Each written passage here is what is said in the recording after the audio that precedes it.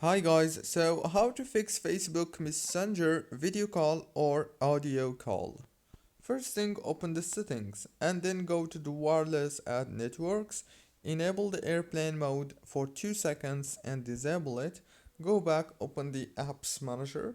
When you open the apps manager on this page, you will find the apps that you have on your phone. Go until you find the messenger right here, click on it, click on first stop and then click on storage, click on clear cache, go back, click on data usage. This is the data usage right here. You will find the network access. Make sure to enable all these options and go back again. And then the last thing you want to do is go to the power usage details right here and make sure that the power consumption alert is turned on.